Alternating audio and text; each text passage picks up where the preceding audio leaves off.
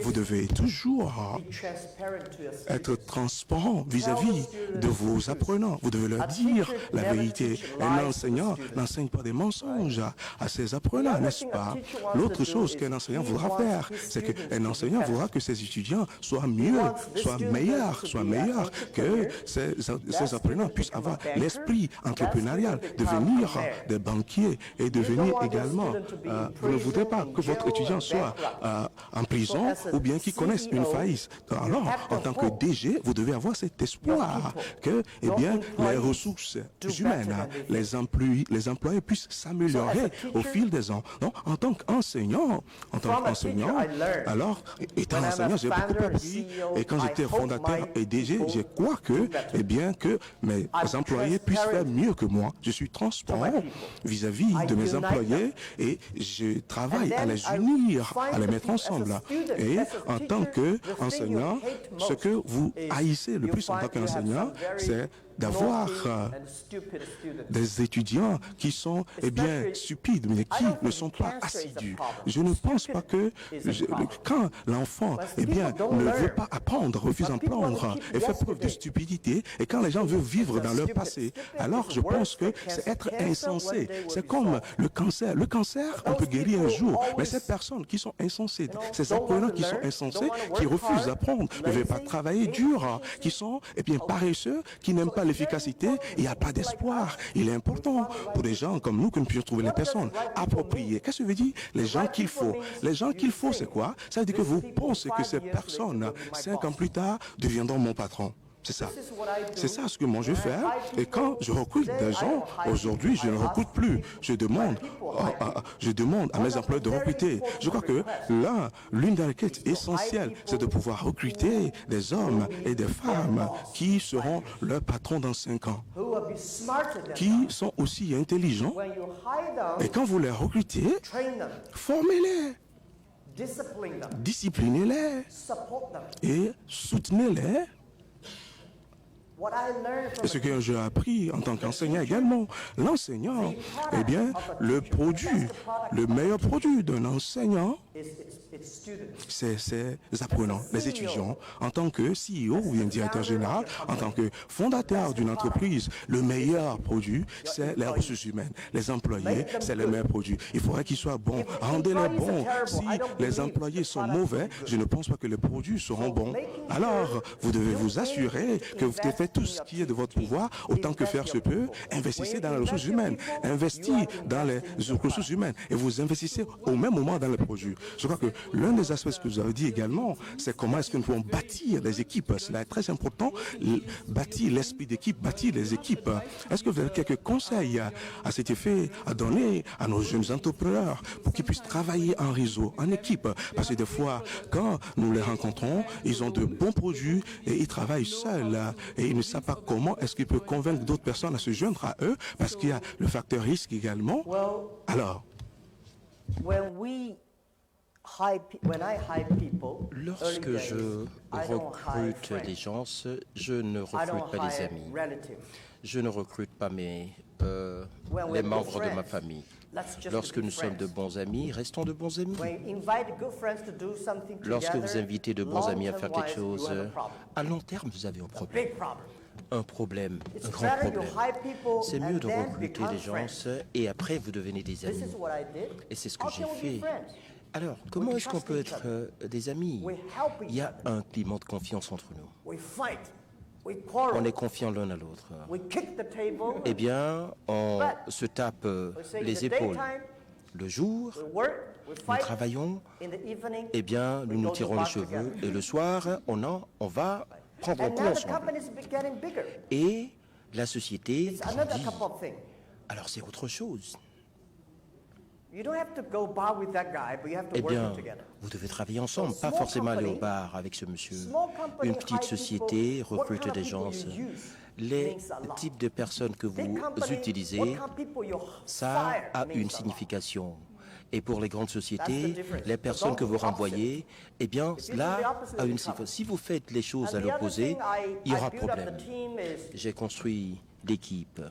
Par ailleurs, avant de prendre une décision, Vous faites partie de l'équipe, même s'il faut prendre une décision. Vous êtes le leader. Je vous donne un exemple. Lorsque j'ai une réunion, à toutes les réunions, j'ai déjà des idées préparées. Je viens dans la salle, eh bien, je haïs ceux qui viennent à une réunion qui ne savent pas ce qu'il faut faire. Si je viens à une réunion, je sais exactement ce que je dois faire.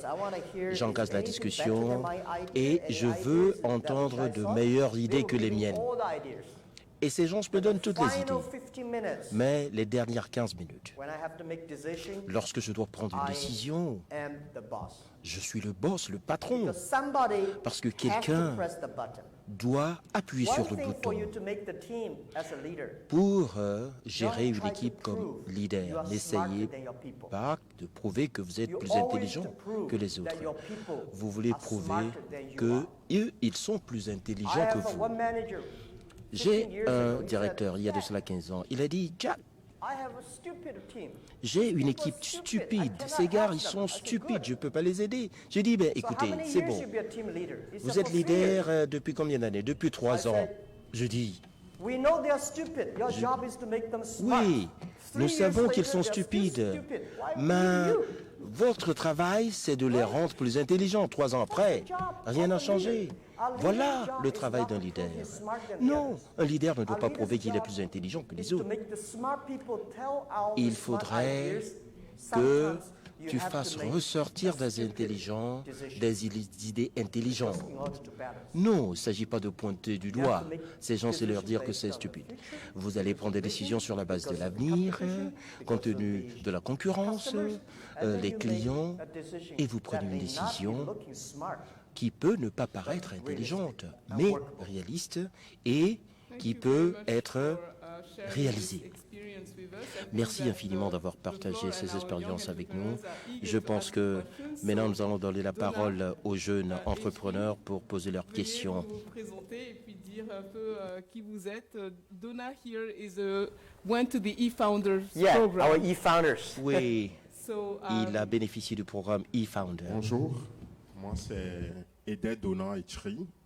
Je suis togolais, fondateur de la plateforme eagribusiness.tg, qui est une plateforme digitale qui permet aux acheteurs et aux agriculteurs vivant dans les zones les plus reculées en Afrique de pouvoir se mettre en contact et de pouvoir écouler les productions de ces agriculteurs. Alors, ma question pour vous, je voudrais réellement savoir l'apport de votre pays, la Chine, dans votre réussite en tant qu'entrepreneur incontournable aujourd'hui. I don't have the translation. Oh, so what's the question? Sorry. So his question is that what China brought you, how China was part of your success. China is part of my success. Yes. So he's inspired because he's been to China. Okay. So for him, it's important to understand, the extent to which China was instrumental to your success. Okay. Thank you. Thank you. Yeah, absolutely. Absolument. China's success. La réussite de la Chine, la population de la Chine, son économie a aidé énormément. Sans la Chine, sans son économie, sans la grande taille de la Chine et ses réformes, sa population, c'est impossible de réussir en tant qu'Alibaba. Mais la Chine a 1,4 milliard de personnes. Il y a très peu de sociétés qui sont comparables à Alibaba. Pourquoi? Parce que nous croyons que nous sommes des entrepreneurs. Nous avons beaucoup de problèmes en Chine. Mais nous pensons les problèmes veulent dire des opportunités. Nous pensons que lorsque les jeunes se plaignent, lorsque vous vous plaignez, vous allez vous plaindre toute votre vie durant. J'adore les gens qui se plaignent. Et je dis, est-ce que je peux résoudre ce problème? Est-ce que je peux proposer une solution suite à ces plaintes? Et si j'arrive à le faire, je peux réussir. Alors, la Chine m'a aidé énormément. Mais nous avons également aidé la Chine énormément. Je n'ai jamais pensé que Alibaba, au début, nous voulions seulement survivre en tant qu'Alibaba. Il y a de cela, après 10 ans, on a grandi et on ne cesse de grandir. Et je crois que nous devons utiliser l'Internet, le commerce en ligne, aider la Chine, les petites sociétés, les jeunes en Chine, il faut les aider. Lorsque nous aidons les gens, lorsque nous habilitons les gens, nous sommes plus forts. Nous avons créé plus de 40 millions d'emplois en Chine. Nous avons beaucoup d'entrepreneurs qui utilisent Alibaba et nous sommes tellement fiers. Nous sommes fiers parce que nous faisons beaucoup d'argent. Nous sommes fiers car nous avons aidé les jeunes, beaucoup de jeunes, à changer leur vie. Et lorsque vous avez ce sentiment, l'argent vient comme de gouttes d'eau. Vous plaidez aujourd'hui, vous voulez partager votre expérience. Dites-nous davantage, parce que c'est une source d'inspiration pour nous. Le dernier siècle, eh bien, l'informatique permet de vous habiliter et tout le monde vous entend. Maintenant, nous sommes dans l'ère des données. La technologie des données permet d'habiliter d'autres personnes. L'informatique est conçue pour les plus riches. L'ère des données, c'est pour les pauvres. C'est impossible pour les personnes comme moi qui n'ont pas d'argent, qui n'ont rien du tout. Pourquoi? C'est parce qu'il y a l'Internet. Nous avons des idées. Vous devez trouver les gens travailler ensemble, aider les gens. Plus les gens sont heureux, plus vous soutenez ces personnes, vous serez plus puissant. Alors aujourd'hui, je commence à réfléchir. Eh bien, inclusivité, croissance pérenne, c'est le message clé de ce siècle. Et je veux venir en Afrique. Car quand je viens en Afrique, j'adore les gens. J'adore l'environnement. Aujourd'hui, Alibaba est comme ceci. C'est pas intéressant, tellement grand. Mais lorsque je viens ici, je vois dans les yeux des gens, ils disent, est-ce que je peux être comme vous? Je dis oui. Non, apprenez de Jack Ma. Apprenez comment il a perçu les difficultés, comment il a pu relever les défis, et bien comment il a échoué, s'est relevé et a recommencé. Dans ma vie, il y a 2 mots, échec et recommencer. Effet, échec, on recommence. Parce que lorsque vous échouez, et vous abandonnez, alors véritablement vous échouez. Mais si vous n'abandonnez pas, alors vous avez toujours une chance. Et c'est ce que je veux dire aux entrepreneurs africains. C'est impossible pour vous d'être Jack Ma en 2 ans. Mais c'est possible d'être Jack Ma au Togo en 10 ans, 5 ans. Et non, ne lorgnez pas du côté de Bill Gates. Oh, ce monsieur. Eh bien, je regarde mon voisin. Pourquoi est-ce qu'il a ouvert un salon de coiffure, un restaurant? Il est plus réussi que les autres. Et j'ai appris de ce monsieur. Et je me sens plus à l'aise. Et je pense qu'il y a quelque chose que je peux faire. Bill Gates, il y a de cela 20 ans, je dis non, non, non, non, non. Non, non, je peux le faire. Commencez petit à petit. Alors votre modèle pour les jeunes entrepreneurs, vous êtes un modèle pour eux. Nous allons prendre une question.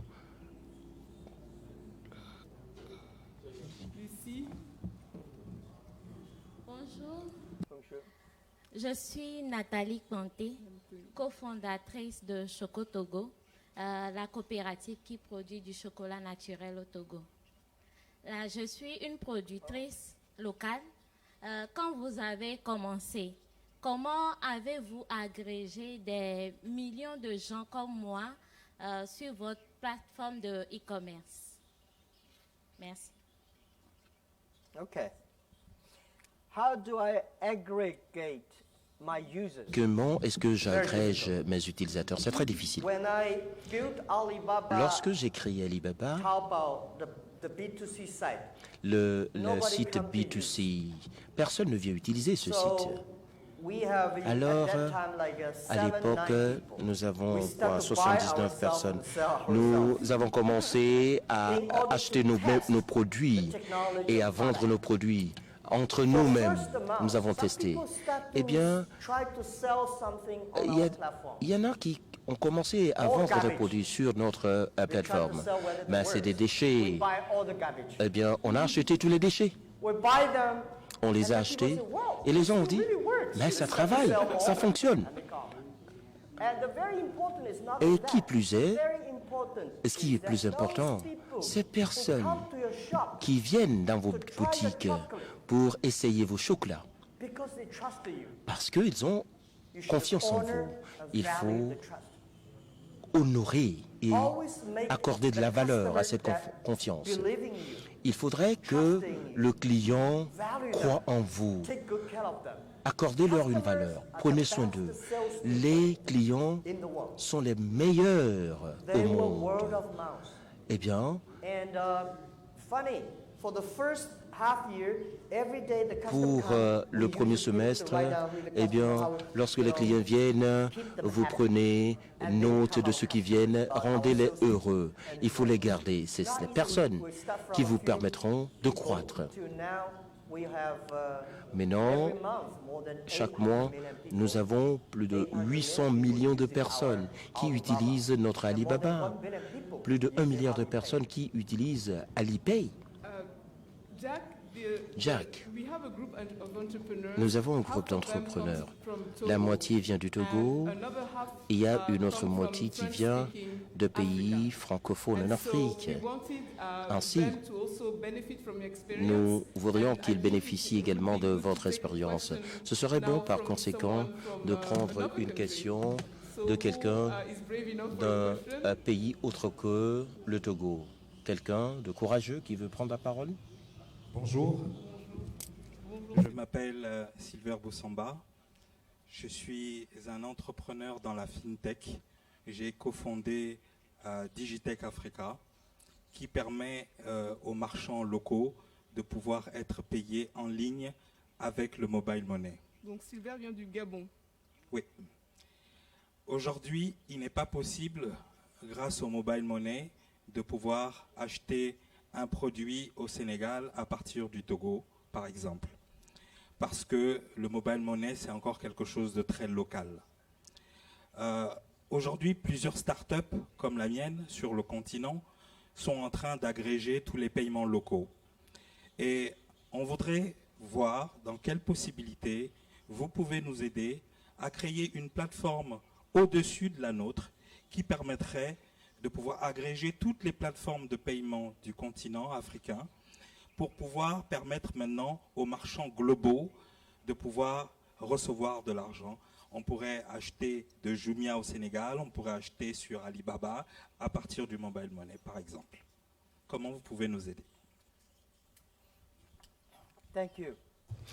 Merci. Let me tell you, Permettez-moi de vous dire que very, cela very est très, important très important for Africa. pour In Africa, l'Afrique. there's two important En Afrique, things. il y a deux choses essentielles. Premièrement, Africa continent tout le continent africain devrait avoir un système de paiement mobile ou bien un système de paiement numérique ou bien solution de paiement électronique pour le continent. Deuxièmement, il doit avoir un système de logistique au travers de tous les pays.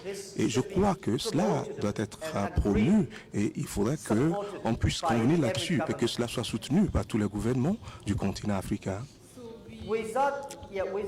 Alors, sans ce système de paiement, sans le financement, Comment est-ce que les entreprises peuvent se développer sans le financement dans tout pays? C'est comme c'est un désert sans de l'eau. Le financement, c'est de l'eau dans les activités commerciales. Ce que vous faites est très important comme activité. Cela est très essentiel, ce que vous faites. Et quand moi, j'ai créé Alipay en 2004, c'était si difficile. Nous n'étions pas autorisés à avoir la licence. On ne pouvait pas avoir la licence parce que les banques ne nous faisaient pas confiance. Les banques ne nous soutenaient pas. Personne ne nous soutenait d'ailleurs. Et là, j'ai créé un modèle. Et si vous voulez acheter quelque chose de Madame la ministre, vous n'allez pas donner l'argent à Madame. Elle va vous donner le produit. Bon, j'ai créé un modèle. Vous voulez l'argent qui ne passe pas à l'épée? Et je vais dire au ministre, j'ai reçu l'argent, alors vous envoyez le produit.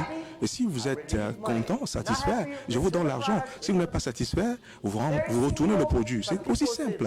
Mais les gens ont dit, ben, cela est très stupide. C'était insensé, sinon les gens ont dit pas. Et je crois que, eh bien, aussi longtemps que cela fonctionne, que cela marche, aussi longtemps que les clients sont satisfaits, cela n'est pas insensé, à mon sens. Et je crois qu'on peut rendre les produits qui sont insensés des produits intelligents. Donc, graduellement, nous avons commencé sur le plan mondial. Nous avons 1,2 milliard d'utilisateurs actuellement. Des utilisateurs actifs. Et permettez-moi de vous dire que le 11 novembre, la semaine dernière, nous avons la journée des célibataires. Nous avons vendu 38 milliards de dollars. 38 milliards de chiffre d'affaires par jour. La journée des célibataires. Et la vitesse et l'exactitude des opérations, du système de paiement, c'était vraiment, c'était très remarquable. L'Afrique en a besoin aujourd'hui. Et le président de Alipay, Simon, il est avec nous ici. Il est le président de Alipay et Ali Interfinancing. Il est expert sur l'informatique, le système d'informatique dématérialisé. Nous voulons offrir ce service. Notre technologie et notre savoir-faire, nous pouvons vous l'offrir. Et de toute façon, sans l'appui du gouvernement, il est difficile de pouvoir traverser les frontières sans l'appui des gouvernements. Comment on peut arriver à le faire? Il est impossible de pouvoir amener 10 pays à s'accorder, à le faire ensemble. Oubliez cela. Vous ne pouvez même pas amener tout le monde de vos familles à s'accorder sur quelque chose avec vous. Il faut aller vers les pays qui seront d'accord. Commencez par les aborder individuellement. Aborder les pays individuellement. Si un pays est d'accord, vous signez un accord. Un autre pays est d'accord, vous signez un accord. La technologie, vous voyez, est simple. De toute façon, madame, nous ne nous appelons pas FinTech. Technologie financière, mais finance technologique. La technologie financière, c'est de pouvoir autonomiser les gestions financières pour rendre les banques plus fortes. Je n'aime pas ça. Mais nous sommes une technologie qui pourra rendre tout le monde, chaque individu, les petites entreprises qui peuvent avoir accès aux ressources financières. Je vous assure que pendant 15 ans de nos jours, nous avons des trillions de transactions chaque année. Nous n'avons pas une seule erreur. C'est très sécurisé, c'est efficace. La technologie est simple. La chose la plus importante, c'est que le gouvernement accepte. Si le gouvernement est d'accord, les banques vont vous haïr. Si le gouvernement vous accepte, oui. Il y a également une initiative sur le continent africain d'avoir un seul marché, un marché commun où vous êtes d'accord. Le Togo est en train de faire un travail très important pour amener plusieurs pays à faire partie de ce marché commun sur le continent africain. Alors, ce que nous voulons également vous dire, c'est que nous voulons positionner notre pays comme un pays de technologie financière. Je ne veux pas dire finance et technologie de nos jours, mais technologie financière. Il est important ce que vous venez de dire. Alors, est-ce que nous avons une autre question? Si vous avez un pays qui voudrait le faire à l'IP, nous sommes prêts à vous offrir des services excellents. Simon est là, Jesse est là, ils peuvent vous donner les contacts. Tout ce qui est au niveau de la technologie financière et comment lutter contre les hackers, la sécurité sur Internet, nous pouvons vous offrir cela. Déjà, nous avons déjà accepté cette offre ici au Togo. C'est important. Alors, nous allons montrer la voie, nous serons les éclaireurs et je crois que nous réussirons. Est-ce qu'il y a une autre question? Bonsoir, Jacques. Bonsoir, Excellence. Je m'appelle Gefak Hassan Yves Thierry, je viens du Cameroun. J'ai suspendu ma thèse de doctorat pour créer Bougeons Sales, pour cofonder Bougeons Sales avec un ami. Et nous sommes également un agrégateur de méthodes de paiement. Nous agrégeons tout ce qui est méthode de paiement et nous fournissons aux marchands une API plus simple qui leur permet d'intégrer toutes les méthodes de paiement que nous avons embarquées. Donc nous sommes présents au Cameroun, au Sénégal et nous sommes en train d'aller vers la RDC, la Côte d'Ivoire et très bientôt le Togo et le Ghana. Donc ma question est de savoir, le e-commerce est en train de prendre de l'ampleur en Afrique. Et selon vous, qu'est-ce que le e-commerce, quel est le rôle que peut jouer le e-commerce dans l'intégration économique du continent? Je vous remercie.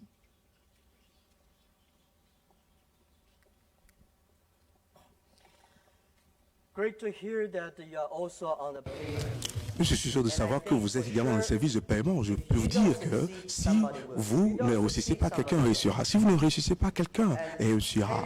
Alors, le paiement électronique sur le continent africain, cela doit réussir. Et cela réussira, j'en suis sûr. Et l'autre élément, c'est que lorsque vous avez l'argent, il faut également, l'autre chose à faire quand vous avez l'argent, c'est de pouvoir le transfert du produit. La logistique également est très essentielle là.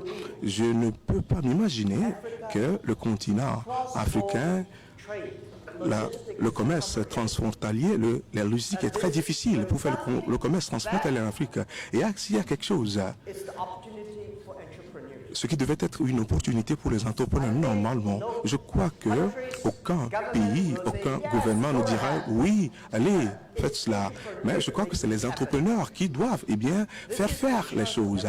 Je crois que c'est une chance pour chacun de nous. Si vous voulez avoir des activités dans le commerce électronique, nous avons le paiement et la logistique. Je crois que c'est deux éléments essentiels.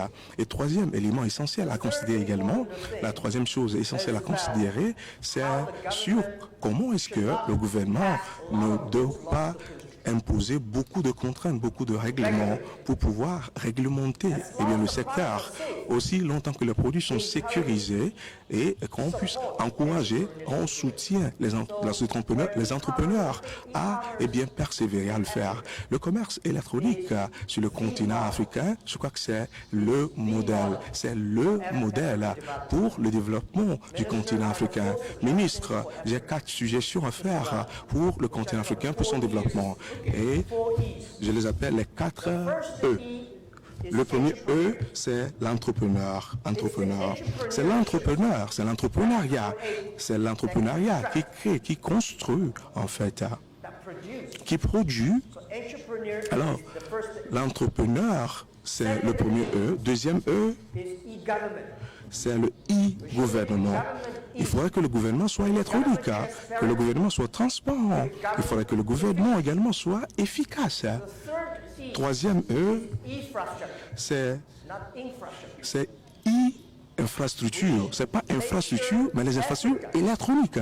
Il faudrait que nous puissions rendre l'Afrique, chaque pays, chaque individu, soit en mesure de pouvoir avoir accès à l'Internet rapide. La connectivité Internet est plus importante que l'électricité au cours du dernier siècle. Et malheureusement, je dis bien malheureusement, ceci est un bon investissement pour tout pays. Et le quatrième E, c'est l'éducation. Le quatrième E, c'est l'éducation. Alors, voilà les 4 éléments. Si l'Afrique se focalise sur les 4 éléments, les 4 E, l'Afrique a de grandes potentialités parce que c'est un jeune continent avec beaucoup de jeunes qui n'ont pas peur. Ils veulent essayer pour avoir le changement. Ils veulent améliorer leurs conditions de vie. Honnêtement, je ne vois pas beaucoup de jeunes en Afrique qui veulent devenir Jack Ma, Bill Gates. Ils veulent juste changer, vivre mieux. C'est tout ce qu'ils veulent, n'est-ce pas? Cela est très important. Merci Jacques, merci pour ces paroles aussi inspirantes. Est-ce que nous avons une autre question de l'assistance? Une question, Lucia? Bonjour tout le monde. Je suis Lucia Alasoba. Je suis entrepreneur du Togo. J'ai fondé Togo Cine, une entreprise de promotion et de valorisation des produits locaux vendus aujourd'hui dans 2 boutiques. Dans le cadre d'Alibaba, vous êtes scellé à raccourcir le lien entre les producteurs et les consommateurs. Quel est votre conseil aujourd'hui pour améliorer la relation entre le distributeur et le consommateur final? Merci. Well, let me tell you, the bad Alors, permettez-moi de dire, news de is vous that annoncer une mauvaise nouvelle. Les distributeurs ne peuvent jamais vous aider, ne vont jamais vous soutenir. you are taking away their Selon les distributeurs, vous êtes en train de leur prendre leur profession. Mais la bonne nouvelle que j'aimerais annoncer, ils vont abandonner. They will follow you. Ils vont vous suivre. Ils vont améliorer vos services. Most of the La distributors plupart des distributeurs make money qui se font de l'argent not actually adding enough value. n'apportent aucune valeur, n'apportent aucune plus-value aux fabricants et aux consommateurs. Nous, Platform, e-commerce, la plateforme électronique, nous essayons de pouvoir apporter une valeur, une plus-value de manière plus efficiente et de manière plus rentable. Alors, I've been trying my best to j'ai talk to essayé, a lot of dans la mesure du possible, de pouvoir distributors parler avec plusieurs distributeurs déjà très tôt et je les ai invités à venir travailler avec moi. Ils ont dit non, non, non, non, non. Ils pensent que dans le commerce électronique, ils ne peuvent rien gagner. Mais après 10, 15 ans de concurrence, we grow faster. nous avons connu une croissance rapide et ils ont changé leur fusil d'épaule. Alors, il est très difficile de pouvoir convaincre aujourd'hui, à cette étape du commerce électronique comme vous ici, de pouvoir convaincre les distributeurs. Mais vous devez leur offrir, vous pouvez offrir des meilleurs services pour qu'ils puissent travailler ensemble avec vous et ce sera plus facile. Merci. Une question, Ismaël. Thank you. My name is Ismaël Tanko, and I'm Togolese. Je suis Ismaël Togolais. I'm the CEO and founder Je suis le PDG fondateur de la première marque de tomates concentrées. Je suis en train de lancer une plateforme de collaboration pour fédérer tous les jeunes entrepreneurs togolais. La première chose que vous avez dite, en Chine, c'était très difficile. Il y a de cela 20 ans, l'Internet avait un problème. Même avoir un smartphone, ça posait un problème. Alors, quelles sont les stratégies que vous avez utilisées pour relever ces défis? Défis d'Internet, avoir un smartphone, par exemple. Et dans nos pays, eh bien, on a l'habitude d'aller dans les boutiques pour acheter. On n'a pas cette habitude d'acheter par Internet. Comment est-ce que vous avez relevé ce défi de changer cette habitude classique d'aller acheter dans les boutiques? D'abord, il y a de cela 20 ans, il n'y avait pas de smartphone en Chine. Le débit Internet était très faible et j'avais jamais pensé que Alibaba serait de cette taille aujourd'hui. Je suis constant que j'ai 10 consommateurs de plus et nous comprenons leurs besoins, nous satisfaisons leurs besoins. C'est pas facile. Mais vous devez avoir une vision à long terme pour votre activité commerciale. Eh bien, c'est une activité, un effort de longue haleine. La question que vous avez posée par rapport... oui, changer les habitudes d'achat de la population. Il y a de cela 20 ans, 50 ans. Oui, les gens n'ont pas confiance à payer en ligne. Les gens ne veulent pas acheter en ligne. Première règle, n'essayez pas de convaincre des personnes qui ont déjà réussi à changer. Ceux qui ont réussi ne changent jamais. Vous devez aider ces personnes qui veulent être des personnes qui ont réussi. Il y a de cela 20 ans. Nous n'avons jamais essayé de convaincre ces personnes. On a convaincu ceux qui sont âgés de 18 ans, eh bien, ils s'amusaient. C'est juste une façon de dépenser quelques centimes, quelques dollars. Ensemble, on a grandi. Il y a 20 ans, après, ils sont âgés de 40 ans. Convaincre des personnes qui ont réussi, oubliez. Ils vont vous dire non, non, non, non, non. Mais c'est ce que je faisais des années. Je ne veux pas changer. Eh bien, Accommodez-vous avec des gens qui sont jeunes et rendez la chose excitante à leurs yeux. Même aujourd'hui, et comme par le passé, lorsque vous êtes sur le B2C pour faire des emplettes, non, les gens s'amusaient plutôt. Il y a beaucoup de choses sur Internet qui étaient intéressantes. Oui, si vous faites des emplettes juste pour acheter. Non. Quelle est la différence d'aller dans une boutique? Vous devez rendre les emplettes amusantes. Chaque nuit, il y a environ 17 millions de personnes qui sont en train de naviguer sur Alibaba, sans toutefois acheter. 70 millions. Je ne sais même pas ce qu'ils sont en train de faire. Ils regardent uniquement. Vous devez vous préparer à tout cela, pas seulement les emplettes. Les gens viennent pour s'amuser. Ils aiment vérifier, et ils aiment poser des questions. C'est une autre façon de faire les choses. Ainsi, essayez de rendre votre site autre qu'un site d'emplettes.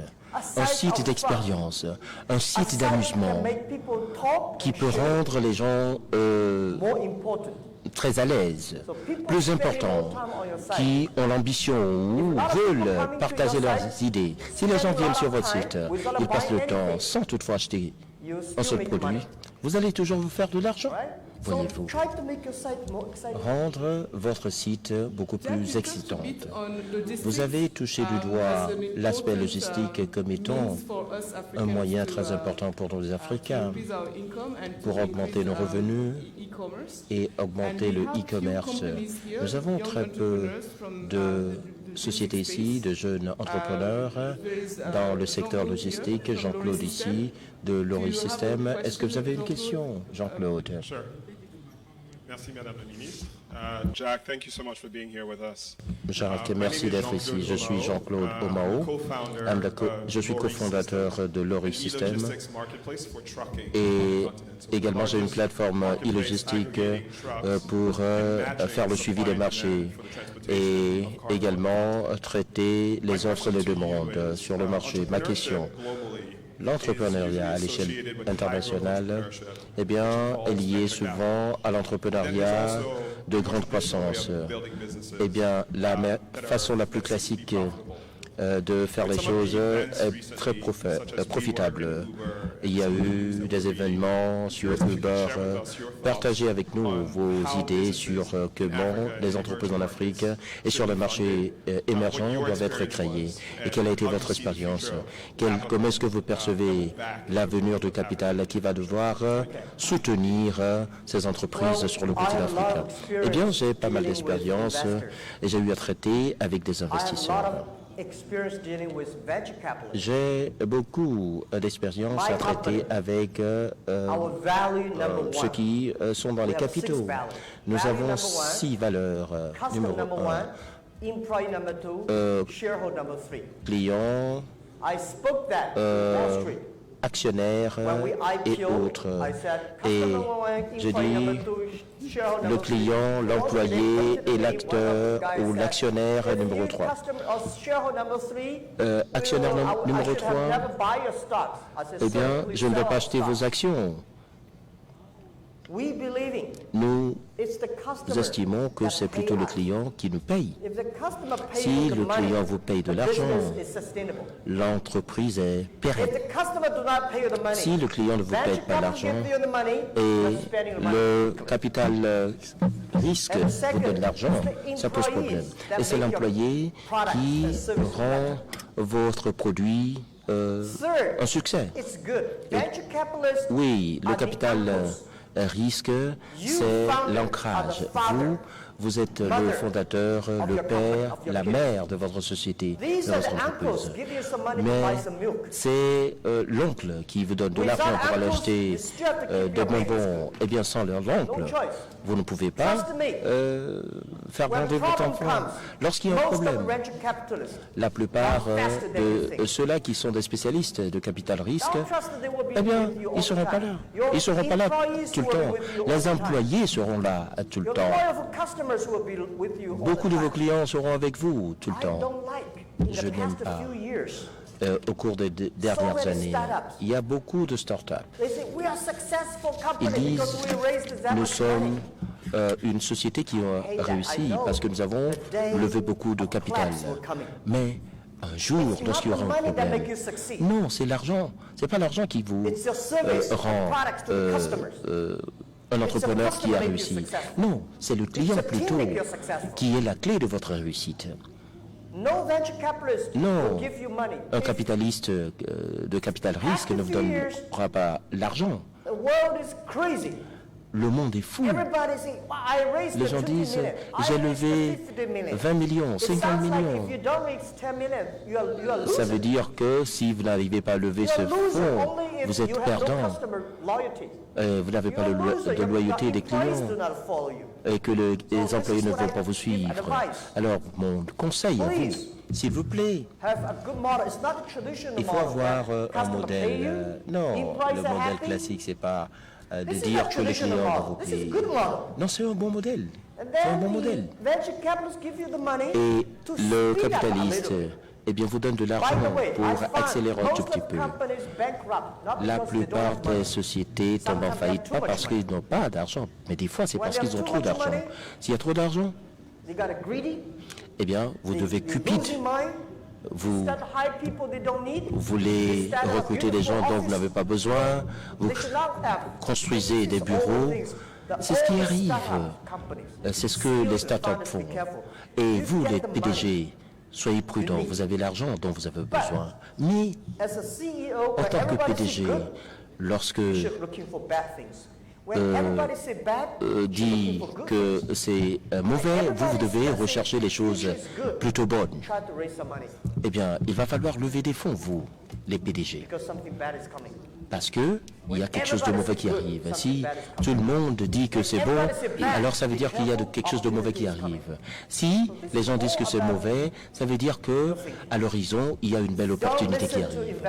Ne prêtez pas attention outre mesure aux investisseurs. Eh bien, pour les clients, Bamba du Sénégal a quelque chose à dire. Il y a pas mal d'investissements dans le secteur de logistique. Il voudrait vous poser une question, pas sur le financement, non. Merci, Jack. Je m'en vais. Ma mère, je m'appelle Bambalo, je suis me suit. D'une start-up qui s'appelle PAPS au Sénégal. Donc, nous opérons un peu plus de 40 000 colis par mois aujourd'hui et nous avons des services allant du warehousing jusqu'à la livraison au dernier kilomètre. Dans notre position, après 2 ans et demi, 3 ans, on est très content de ce qu'on est en train de faire et le challenge qu'on se pose et qui est devant nous, c'est comment est-ce qu'on peut réussir à faire ça un petit peu plus loin que le Sénégal et comment est-ce qu'on peut être top of mind chez nos clients pour être un petit peu ce que représente DHL en Europe ou dans d'autres pays. Et je voudrais avoir votre perspective par rapport à ça. Si vous étiez dans mes chaussures aujourd'hui, comment vous seriez-vous pris pour être la marque africaine de logistique? Merci. That's an interesting one. Comment on peut avoir une marque de logistique sur le continent africain et être comme DHL, n'est-ce pas? Federal Express. Honnêtement, je crois que Federal Express et DHL ne seront pas mécontents envers moi. Je vous dis que Federal Express et DHL ne sont pas le modèle pour le continent africain. Oui.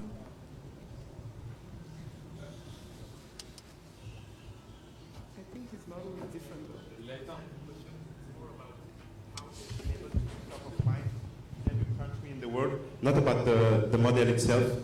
La question ne porte pas sur le modèle, mais comment on peut la marque.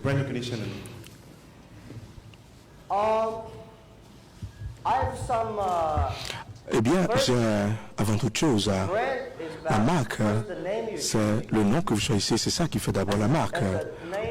Le nom. Quand vous avez un bon nom de votre entreprise, cela est très important, le choix de vos noms. Par exemple, quand j'utilise le nom Alibaba, les gens disent, c'est quoi ça? C'est quoi ça? Et tout le monde veut savoir c'est quoi Alibaba. Et quand j'ai beaucoup de grands noms en Chine et également même en chinois, nous avons de grandes personnalités. Le bon nom est important, mais ce qui est plus important que le nom d'ailleurs, c'est que vous devez mettre des efforts que les clients aiment. Ne dépensez pas de l'argent dans les débuts pour le marketing, au début de votre opération. Vous voyez, vous avez 40 000 colis par jour, par mois. 40 000 colis par mois. Il ne faut pas mettre de l'argent sur votre image de marque.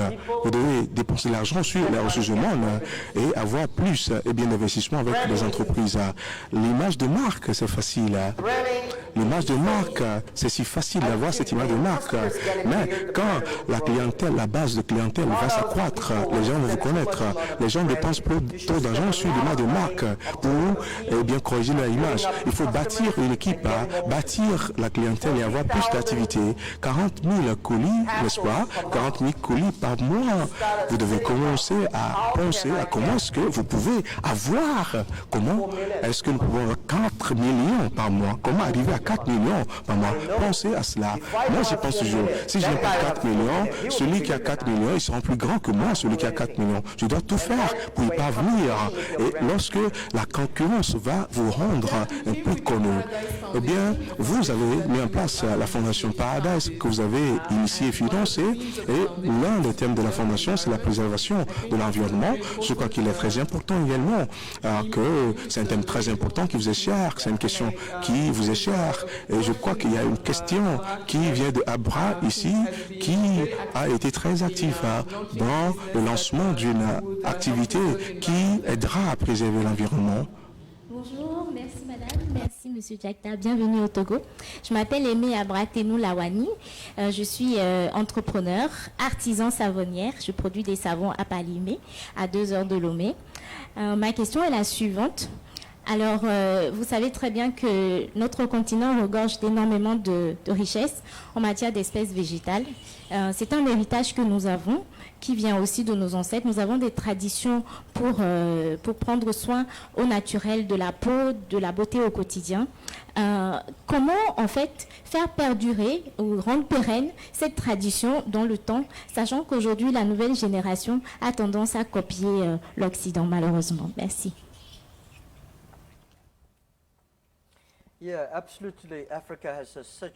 Vous avez raison, l'Afrique regorge de beaucoup de ressources naturelles. Je suis toujours frappé par, quand je vais ici, je vois la faune et la flore. Et comment est-ce que nous pouvons rendre la nature africaine, comment est-ce que nous pouvons rendre cela pérenne? Je crois que nous devons trouver un modèle. Il nous faut trouver un modèle. Que les gens disent, pour pouvoir préserver l'environnement, nous ne devons pas nous développer. C'est ce que les gens pensent. Les gens disent que plutôt que il faut pour se développer, on ne doit pas quand même se préoccuper de l'environnement. Il faut prendre les deux ensemble. Les produits naturels comme le savon, également sur les matières naturelles que vous utilisez, je crois que c'est l'avenir. C'est l'avenir. Et cela a de fortes potentialités. Vous devez vendre, vous devez avoir de grands produits que vous vendez à ceux qui croient en vous. Je suis ici avec la Fondation Paradise, avec beaucoup d'investisseurs dans le cadre de Paradise Foundation et les directeurs de la Fondation Paradise. C'est nous qui croyons en l'environnement. Nous protégeons les animaux, la faune sauvage. Nous protégeons également l'environnement. Et je crois que demain, nous allons décerner des prix à 40 forestiers qui protègent les animaux et la faune et la flore. Pour nous, nous venons ici pour apprendre, pour pouvoir soutenir. Nous essayons de faire les choses de plus en plus. Si vous êtes intéressé à travailler avec nous, peut-être à voir au niveau de la Fondation Paradise.org sur Internet, vous pouvez nous contacter et voir comment nous pourrons vous appuyer, vous aider. Microphone. You need the mic. I think she brought a soap for you. Okay. Yes. So I think, do we have the time for one more question? Le temps de prendre encore une question, peut-être à... I'm being told no, but on m'a dit non. Peut-être une dernière question, une toute dernière question au niveau de Big Data. Moi, ma question porte sur l'environnement. Je suis Haïti Gaba, je viens du Togo. Il y a cela 2 ans, j'ai laissé mon travail à Google pour pouvoir planter les arbres. Nous plantons les arbres et nous avons également une industrie au Togo qui produit les meubles que nous exportons aux États-Unis vers l'Europe. Le développement agroforestier, c'est comme le logiciel, ça prend du temps. Le développement agroforestier, c'est comme un logiciel, ça prend du temps. Le logiciel, vous pouvez faire beaucoup de choses et tester votre idée. Vous n'avez pas assez de financiers qui vont dans le domaine de l'agroforesterie. Peut-être c'est dans 20 ans que vous pouvez avoir votre retour sur investissement. La plupart des conseils sur l'Internet pour les jeunes fondateurs comme moi qui sont dans le développement des logiciels, on n'a pas de conseils dans ce domaine. Alors, la question que je vais poser est celle-ci.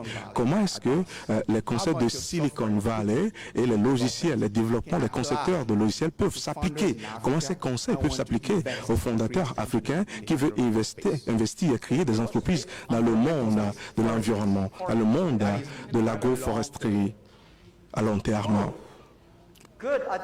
Alors, je respecte votre vision, également ce grand cœur que vous avez pour pouvoir bâtir ces grandes entreprises, pour pouvoir protéger l'environnement.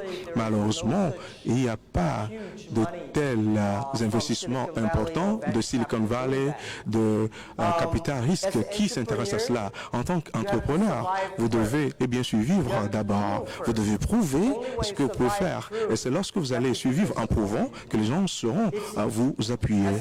Alors, comme je l'ai dit ce matin, nous devons, les gens comme nous, les entrepreneurs, il faut que nous soyons habitués au rejet. Habituons-nous au rejet. Lorsque nous allons nous habituer au rejet, vous serez surpris que les gens sont là pour vous soutenir. Je ne pense pas que vous aurez beaucoup d'argent sur le marché pour vous soutenir dans 20 ans pour qu'on puisse planter les arbres. Mais si vous pouvez rendre meilleurs vos meubles, il y aura beaucoup d'investisseurs de capital risque qui peuvent venir. Nous avons beaucoup d'entreprises de meubles qui sont là. Je peux discuter avec eux. Ils viennent de la Chine. Il est avec moi. Il fait beaucoup de meubles également. Donc peut-être vous pouvez discuter comment est-ce que nous pouvons travailler ensemble là. Merci beaucoup. Alors Jacques, merci beaucoup. On vient de nous faire savoir que le temps qui est imparti est épuisé. Alors voilà, le savon de Kari.